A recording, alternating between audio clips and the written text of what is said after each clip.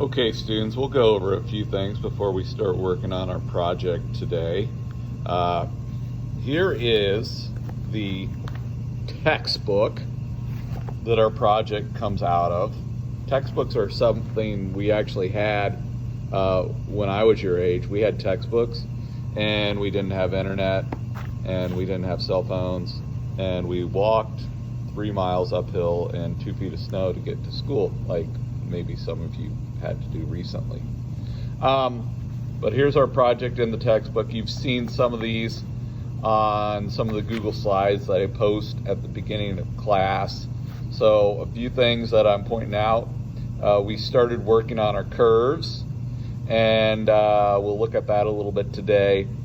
And then we have our main back piece here that's made out of 14.5s by a 3.5, which we're gonna change it up a little bit to make this back assembly from some salvage pieces.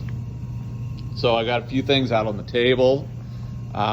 Here is the 217s that you may have ripped and glued because you were trying to get a main piece that is 17 by 10. The reason you needed these to be big enough for 17 by 10 is because our curve piece here is 17 by 10. So I did a video lesson on how to create this, and I did a video lesson on how to create your curve piece. And from that, by the time you cut everything down, you might have this piece left over, which will be useful for making our back assembly, because some of you are going to get an old back assembly and it might have a piece glued across the top, and I'm going to actually have you cross cut that off so that you can make your own lap joint. If you look at this lap joint where the two pieces overlap, there's a big gap in there, so this one's all messed up anyway. So we're going to salvage this by cross-cutting this lap joint off, which is going to change our dimension. This is no longer going to be 14.5 like it shows in those plans that I just shared with you. This is going to be more like 14, which means we're going to need a piece up here that's no greater than,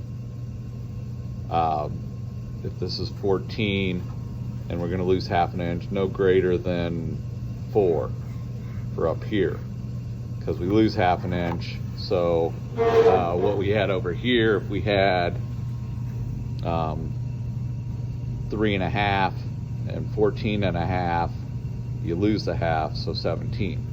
So we'll figure that out. Math is hard. So showed you how to do this, showed you how to do this. You might have this left over that you can use on this piece here. So let's see how we're going to salvage this, or at least get started. Whoops, I almost forgot my eye protection. Your eye protection is safety glasses. My eye protection is this face shield. I might put my mask on too. I'm in the room by myself, so I don't need a mask, but I actually don't like sawdust, so the mask helps me. Grabbed a tape measure on the way to my adventures.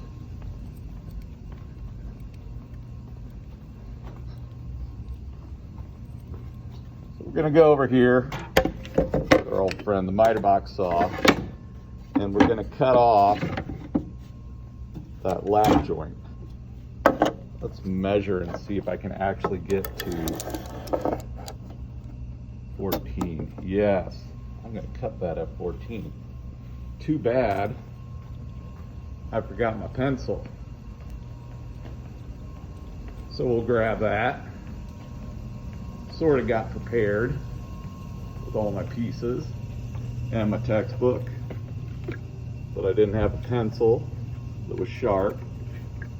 So now I'm getting all my steps in. Sharp enough to make a mark, just barely. Ooh. Pencil. All right. back to the miter box. Mark this out at 14.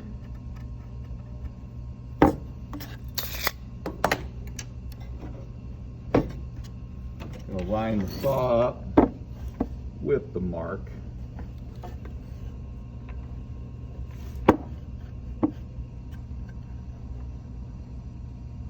Well, jostling my camera around so you can't see that.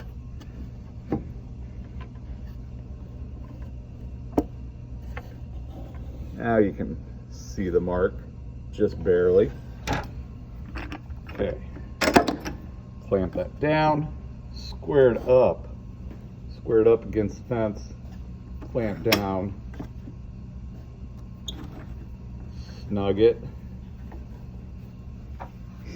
saw all the way out, lip, pull it.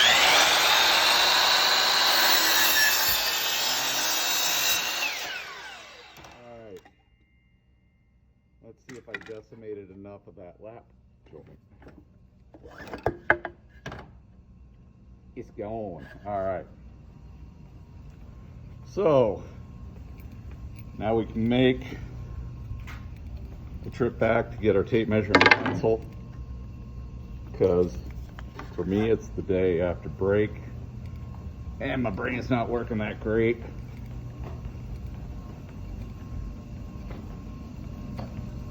Alright, so to get this 17 tall,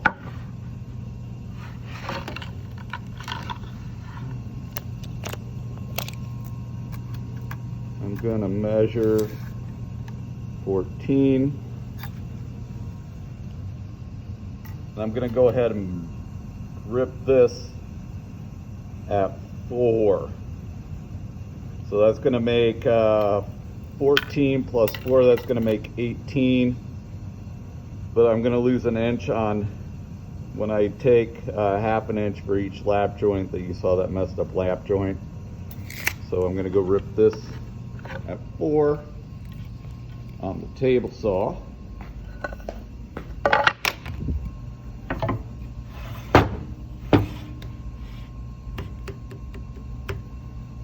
Set my gauge to 4.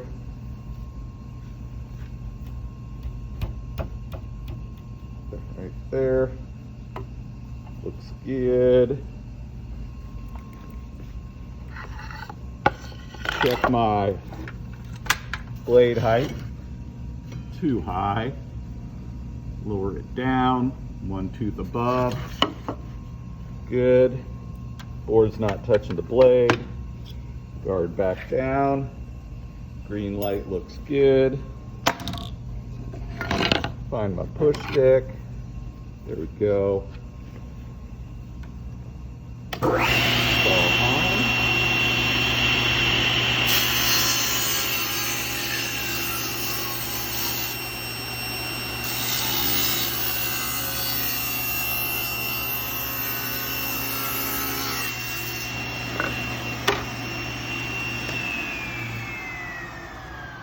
Okay, now I have this piece ready for the back. Only thing is,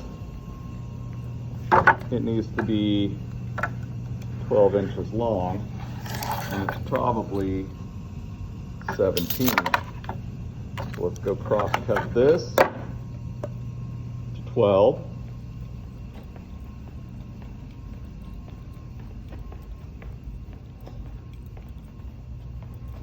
We're back over here. Try and do this one-handed. Tape measure. Mark it 12.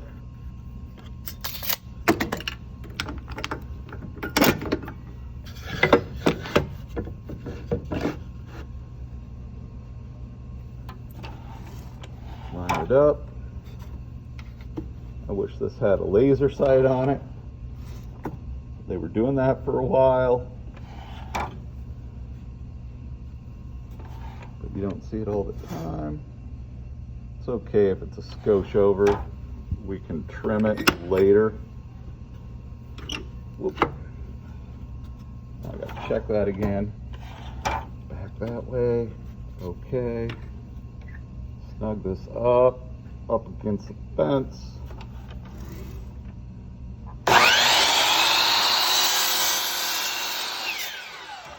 Okay. Now the next issue we have to deal with is the thickness of this board.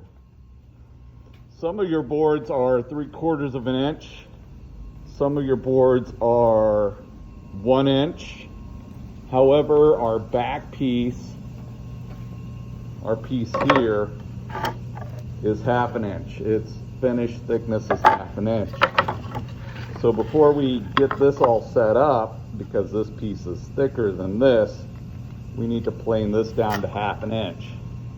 Now, I'll talk a little bit about it, but I'm not going to actually plane it down because that's going to be super noisy and I can't tape while I do that.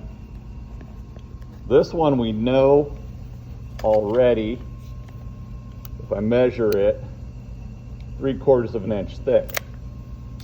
On our planer, there's a gauge, and we're going to start with it set at 3/4 of an inch. So here's 1/4, 1/2, 3/4, and we can adjust the elevation wheel, go up just a skosh. There's actually arrows on here. Up is clockwise, down is counterclockwise. So we'd run a pass,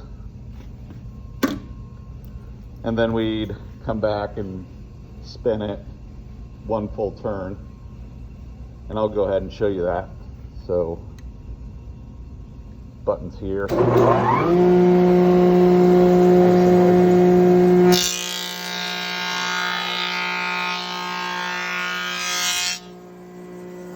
out here. We'll go 1 full turn clockwise. We'll run it through again.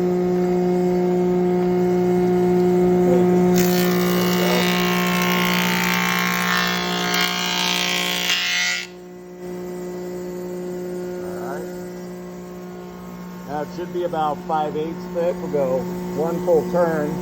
Now something I'll point out, when you're feeding this into the machine, don't get your hands underneath it. Keep your hands on top so you don't get pinched. Hands on top. Don't get pinched.